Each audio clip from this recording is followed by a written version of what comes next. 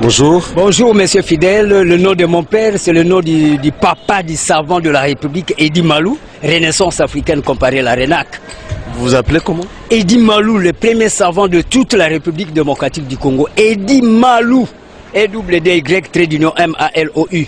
C'est-à-dire, ça veut dire imposer la force vers l'ovanium. C'est-à-dire l'estime du savoir. Les gens qui connaissent beaucoup de choses, cristalliser, imposer, intentionner ça dans toute la République démocratique du Congo pour que nous puissions avoir la congolexicomatisation, les lois du marché propre congolais.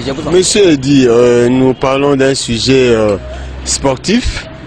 Est-ce que connaissez-vous les relais? Mais oui, c'est clair. Lorsqu'on parle de tout ce point de vue, c'est l'activisme vers ce qu'on appelle la dynamique des sports.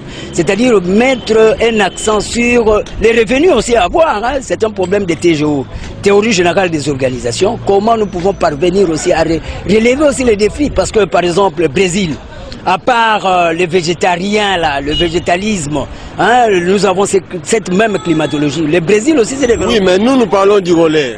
Du relais. Comme relais. Relais. C'est-à-dire, quand on parle de ces relais, on voit ce qu'on appelle le système de la technicité informatisée. C'est-à-dire, nous devons avoir c'est systématique.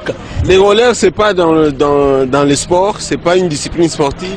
Oui, ça fait allusion, parce que quand on parle des sports, on voit la nucléarité. C'est l'homme qui va vers la dynamique.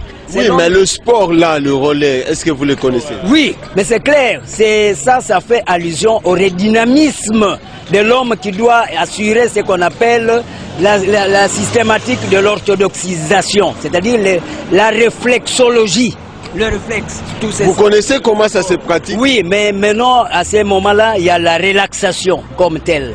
Quand on parle de relaxation, c'est les 5 sens qui doivent tourner. Nous avons à faire même ce qu'on appelle l'hyposmie qui doit être éventualiste sous cet angle-là. C'est clair. Quand on parle de l'air, c'est faire allusion à informatiser le sens dynamiciel vers l'humanisme. Je vous en prie. Merci beaucoup. Oui.